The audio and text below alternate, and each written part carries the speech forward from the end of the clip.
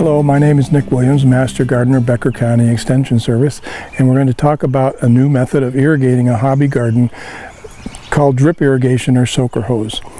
This garden is approximately 2,700 square feet, and in the past we used conventional rainbird type sprinklers. We had 4 sprinklers, 1 in each corner, and we'd run them in the middle of the summer approximately 15 minutes each. That consumed about 185 gallons of water a day. It's not a high price to pay, in my opinion, for homegrown vegetables, but it was hard on the pump, and if you have a water meter, if you're being billed for your water, that could get to be pretty expensive.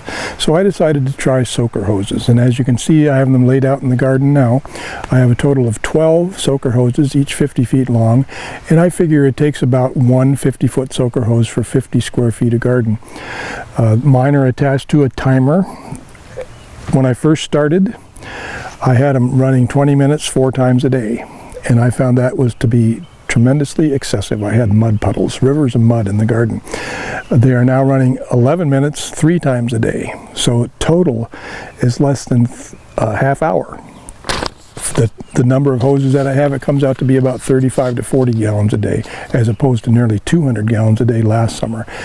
As you can see, I've already planted cauliflower, and it's doing well. I've planted tomatoes as well, and they're doing just fine too, even on those dry days that we had last week. As far as the advantage of the soaker hose technique, other than saving a tremendous amount of water, we don't get the diseases caused by soil-borne funguses on the plants. What happens is rain or sprinkler water hits the dirt splashes up onto the plant leaves, and the plants get infected with either fungus or microbial diseases of some sort. That just does not happen with soaker hoses. Also, because the water is concentrated to where the plants are, we don't get weeds growing, except very near the plants, and of course that's a small area. It's a lot easier to take care of and keep the weeds down.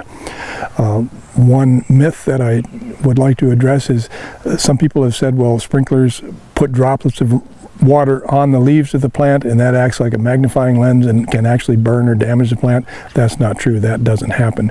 That wouldn't be a reason to use a soaker hose, but it's a myth nonetheless.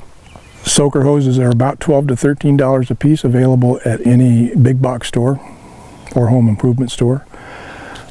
And one lesson that I learned the hard way is one should put the hoses out first and then plant where the water is. Don't put the plants in first and then try to get the hoses to the plants, because you'll destroy the plants and disrupt the seedlings that you put in.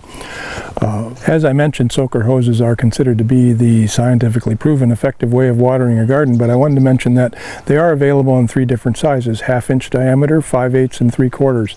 I've tried them all, and I think 1/2 inch is the best. And if you have pressure issues, or a pressure regulator of some sort, they seem to work best at about 20 pounds per square inch pressure.